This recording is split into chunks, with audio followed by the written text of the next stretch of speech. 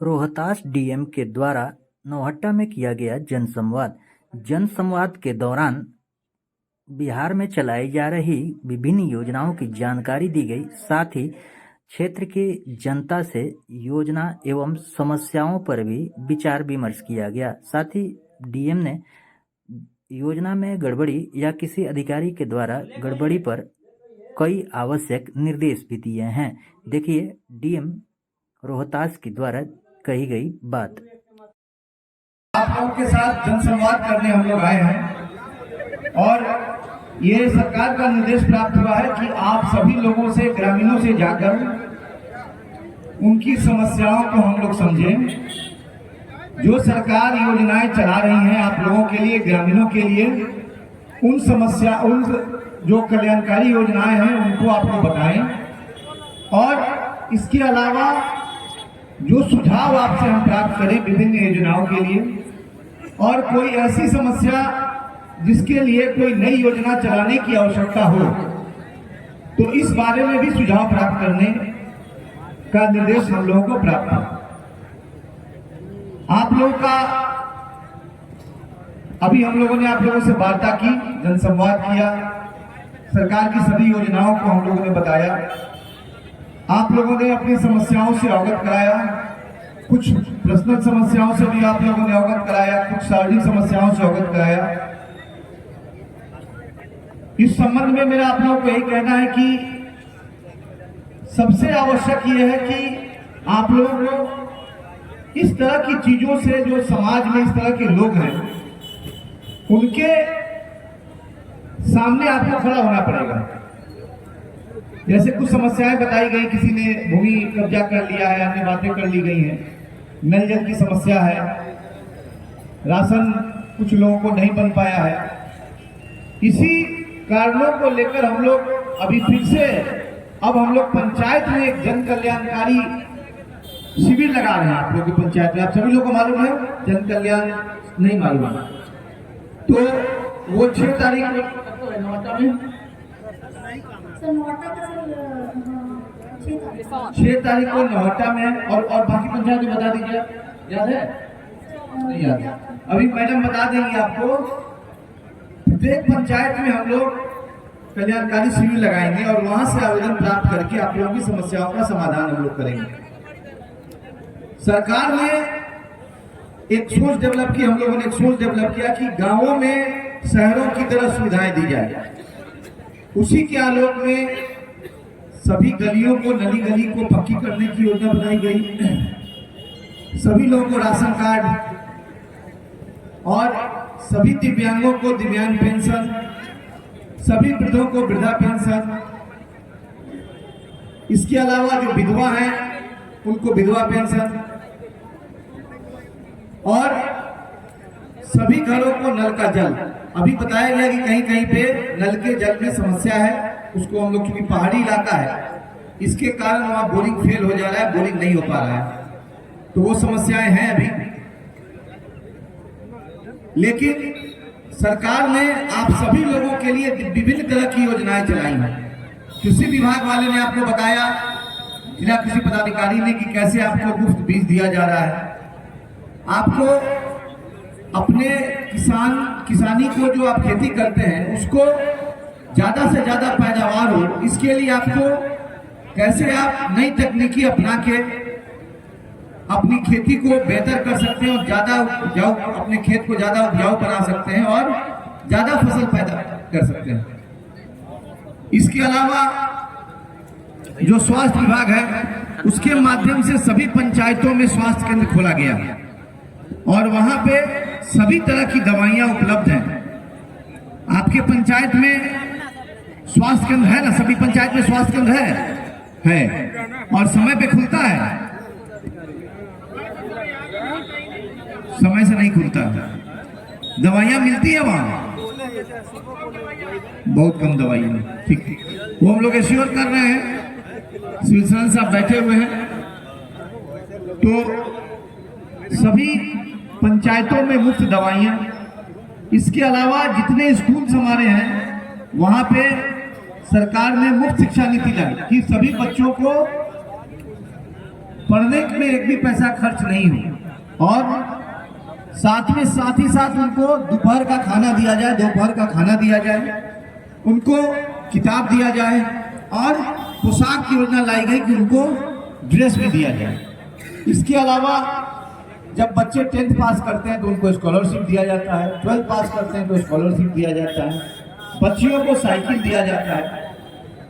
और higher education के लिए जो बच्चे उच्च शिक्षा लेना चाहते हैं, BBA, MBA, इंजीनियरिंग, मेडिकल या ANM, JNM की शिक्षा या अन्य जो भी उच्च शिक्षा लेना चाहते हैं BA के बाद, उनके लिए 4 लाख का लोन भी मुफ्त दिया गया। युवाओं को नौकरी के लिए, आप सभी लोग जानते हैं कि युवाओं के नौकरी के लिए सरकार चिंतित है, और लगातार सरकार विज्ञापन निकाल रहा है सरकारी नौकरियों का, सिपाही का, दरोगा का, शिक्षक का, स्वास्थ्य कर्मी का, क्लर्क का, ड्राइवर का, सभी चीजों का।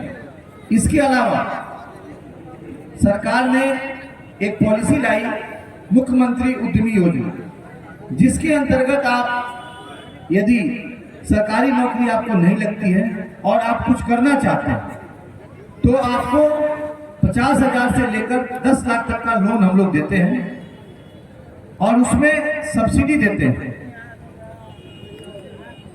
और वो जो लोन होता है वो मुफ्त होता है, मतलब उसमें इंटरेस्ट फ्री लोन होता है, उसमें ब्याज नहीं लगता है, और उसमें सब्सिडी भी दिया जाता है। जितना आप देते हैं उसका 40%, 50% जैसे कैटेगरी है वैसे वो माफ हो जाता है। 10 लाख का लोन अगर आप लेते हैं तो 5 लाख माफ है, 5 लाख आपको चुकाना है।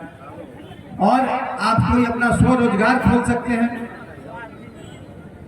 अगर आपके पास कोई हुनर नहीं है तो हुनर सिखाने के लिए भी कौशल विकास केंद्र खोले गए।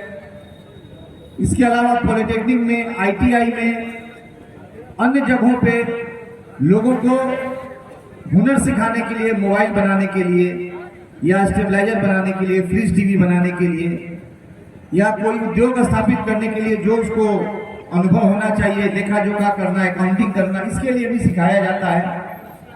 तो मेरा इस मंच से अनुरोध होगा कि जो भी व्यक्ति अपना स्व व्यवसाय करना चाहते हैं वो उद्योग विभाग में से संपर्क करें और वहां पे आके अपना लोन के लिए अप्लाई करें। हम लोग लोन दिलवाते हैं और उनको हम लोग उद्योग खुलवाएंगे। बच्चों को स्कूल जरूर भेजें, क्योंकि शिक्षा ही एक हमारा ऐसा साधन है जिससे हम अपनी जिंदगी, अपने परिवार की जिंदगी, अपने समाज की जिंदगी और अपने गांव की जिंदगी बना सकते हैं। तो सभी बच्चों को जरूर स्कूल भेजिए, और स्कूल जाने आने में कोई खर्च नहीं है, स्कूल में कोई पैसा नहीं लिया जाता है पढ़ाने का। आप नहीं पढ़े तो आप किस स्थिति में हैं। यदि आपके बच्चे पढ़ जाएंगे तो निश्चित रूप से वो अच्छी स्थिति में आएंगे। आवश्यक नहीं कि वो नौकरी ही करेंगे, वो कोई भी व्यवसाय करेंगे तो एक शिक्षित व्यक्ति जो व्यवसाय करेगा वो ज्यादा बेहतर ढंग से करेगा। तीसरी बात कि आप अगर छोटी मोटी आपको समस्या होती है तो आप नजदीकी स्वास्थ्य केंद्र में जाएं, जो सभी पंचायतों में हम लोगों ने खोल रखा है, और वहां पे आपको सर्दी, खांसी, जुकाम, बुखार, दर्द, इन सभी तरह की दवाइयां वहां उपलब्ध हैं। अपने पैसे से दवाई नहीं खरीदें। सभी अस्पतालों में मुफ्त दवा सरकार ने भेजा है, और वो जो पैसा बचता है उसको बच्चों को अच्छे खाना पीना खिलाने में उस पैसे को लगाएं। आप सरकारी अस्पताल से दवा नहीं लेके दवाखाने से और अन्य जगहों से लेते हैं, उसमें आपका पैसा व्यय होता है।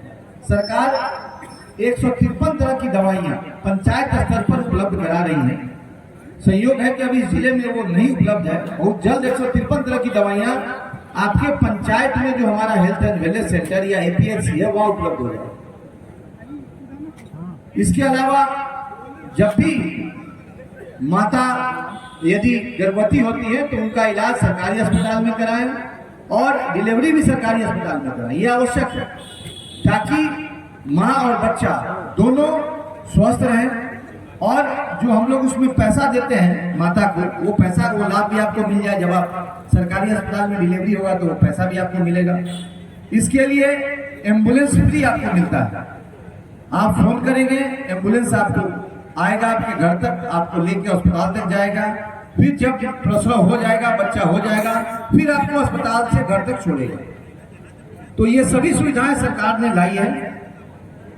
इसके अलावा आप सभी लोग जानते हैं कि महिलाओं को क्षैतिज रूप से 35% आरक्षण बिहार सरकार ने दिया सभी नौकरियों में, और पंचायत में भी दिया। त्रिस्तरीय पंचायत के जो सदस्य होते हैं वहां भी दिया, और उसी का प्रतिफल है कि सभी नौकरियों में अब महिलाएं आगे हैं और बच्चियां पढ़ लिख रही हैं। अभी हम लोग इसके पहले एक जनसंवाद में थे, वहां हमने हमारे लिए बच्चियों ने गीत गाया था, तो हमने उनसे पूछा कि आप क्या करना चाहते हैं, तो उन्होंने भी सपना देखा है इस आरक्षण के बाद कि हम ग्रामीण होने के बावजूद हम निश्चित रूप से सिपाही बनेंगे, दरोगा बनेंगे, डॉक्टर बनेंगे, इंजीनियर बनेंगे, शिक्षक बनेंगे। तो मेरा ये कहना है कि इसका लाभ आप लें। महिलाएं हमारी धरोहर है। आप सभी लोग जानते हैं कि जहां महिला की इज्जत होती है वहीं पे बरकत भी होता है, वहीं पे उन्नति होती है। और इसी सोच के साथ बिहार सरकार ने 35% आरक्षण सभी महिलाओं के लिए, सभी वर्गों की महिलाओं के लिए और सभी क्षेत्र में दिया, सभी नौकरियों में दिया। वो प्रोफेसर हो, टीचर हो, सिपाही हो, दरोगा हो, कर्मचारी हो, सभी जगह। तो इसका भी आप लोग लाभ लें, बच्चियों को पढ़ाएं। और इसके अलावा बच्चों के जो बीपीएससी की तैयारी करना चाहते हैं या यूपीएससी की तैयारी करना चाहते हैं या प्रतियोगिता की तैयारी करना चाहते हैं, उनके लिए सेंटर भी खोला गया जिला में।